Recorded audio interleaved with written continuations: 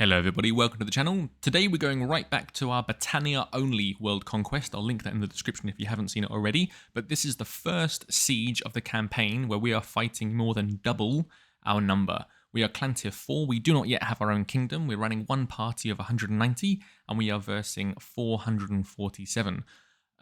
As you can see, outside the walls, enemy Vlandians are starting to pile up. They're about to charge in on us, which has forced us to start the siege early. We have a battering ram, no siege equipment, no siege ladders, and we haven't done anything against theirs. They have their all 4 siege engines in defense. Their walls are intact, but I am forced to march early because of this build-up of force. This video was suggested last week by Max Grumpy. He was asking, I wish I could see taking over castle with double defenders, lol. So let's get right into it. Again, this is unscripted and in full, so grab a coffee. You're going to hear more ramblings of a madman. We have 62 infantry, 71 ranged, 54 cavalry, and 0 mounted archers. So it's important to point out here that I have 47 Fian champions. I'm actually fast forward this bit. This is just me choosing my captains and choosing my party composition. This is the first time I'm watching it. This is about 6 months old, this video. So this would have been recorded about a month prior to that. So I noted the time of when this battle started and finished, but I haven't actually seen the content. So this is more of a reaction video again. And I'll be telling you what I'm probably thinking and what I'm probably seeing. What am I doing? 2 groups, all infantry, all ranged. If you've seen the video, I was trying to take Sargo, but after 2 attempts, enemy Vlandians kept on coming to oppose us. I didn't fight them because they were too numerous. But Sturgia was also at war with Vlandia and started to invade, and I snuck in through their cover, and they had just taken, I forget the name of the town, but the one next to us. This is the siege of Osterken, and they had taken the one next to us. I can't remember the name of that town, but the Vlandians were occupied with them, which let us sneak in. But again, with my low engineering skill, I was able to make the siege camp and build a battering ram. But ideally, my strategy is build siege equipment to take out their siege equipment, and then charge after that, whether I want a battering ram or siege towers, or if I'm willing to wait to break down the walls. That takes a lot of time, and I don't normally do that. What I normally do is build my trebuchets first, and then my battering ram and siege towers, and if I've knocked a wall, then perfect. So it looks like my strategy here is 2 groups, 1 archer, 1 infantry, and I'm just focusing on one side. So again, there's 2 ladders, there's 2 walls with ladders, and I've got a battering ram, but it looks like I'm ignoring all of that, and I'm just focusing on this wall here with the 2 ladders. Repositioning the archers, they've got better angle, and the infantry, including cavalry, obviously, are going over the walls. I remember this campaign. This is one of the funnest ones I've played. After this, I played the Qs8. I've just finished the Asurai. I'm scripting that now. I'm about 2/3 of the way through the script. If you're watching this today, it's probably a month and a half before the Asurai Only is released. If you're not watching it today, and you're watching it in the future, then go check that video out.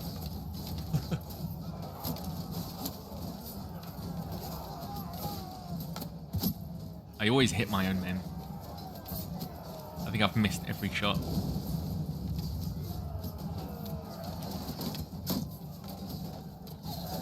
I didn't see what the defenders were like. I didn't see how many garrison or if they have any top tier troops. We seem to be doing okay. This seems to be fine. They have over double our number. Fian champions are amazing, but they're not really showing their full strength at the moment. In the field, they're amazing. And they are versatile because they've got a two-handed weapon, so at some point they will switch to their two-hander and be doing a lot of damage, but right now they're not really doing much. There's the charge command. Okay, so when they go over the wall, they'll be a lot more versatile. They'll be able to fire down on the defenders on the ground and use their two-handed sword to just cleave their way through. They're like a shock troop. They're absolutely fantastic. They're a little bit weak. They do go down quite easily, but their damage output, ranged and melee, is just absolutely fantastic. I see why people do World Conquests and they ban that troop. They say, right, we're going to do a Battania World Conquest, but no Fiend champions. So there's a bit of a choke point here, but look at how low tier these Vlandians are. I don't see a shield in sight. I don't see a helmet in sight. Gotta watch those crossbowmen on the floor. But let's do some damage. I think my goal here is to... So we're up one ladder. The other ladder seemed to be blocked off. So I think I'm just fighting my way through them to clear a path so that the whole army has clear access to get over the walls without getting stuck, to get my entire army over the walls as quickly as possible so that we can continue the fight down below.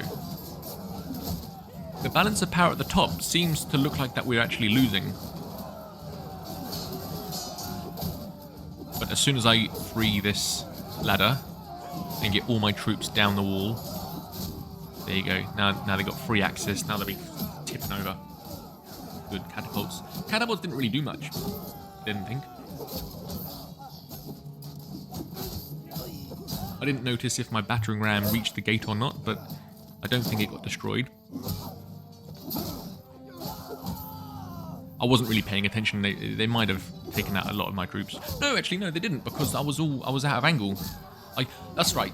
I kept my archers as close to the wall as possible to avoid that. That's why you saw me move them back a little bit, because they were too close to the wall. Oh, look at that! Look at that green! Look at that green in the top right. Fantastic.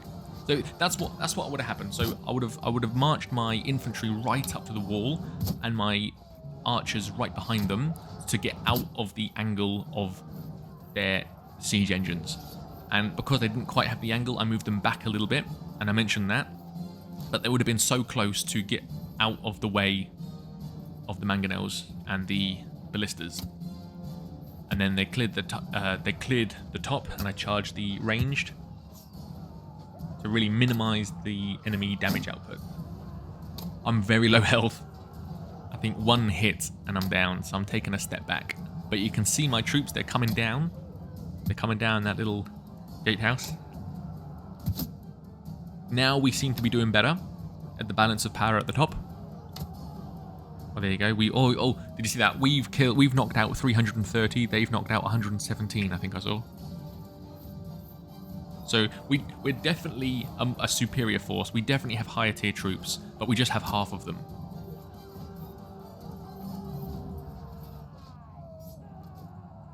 They got 50 troops left. We got 60. There you go. This battle is pretty much won. Look at all those Fiend champions. So yeah, they were very, very, very overpowered. They were very useful.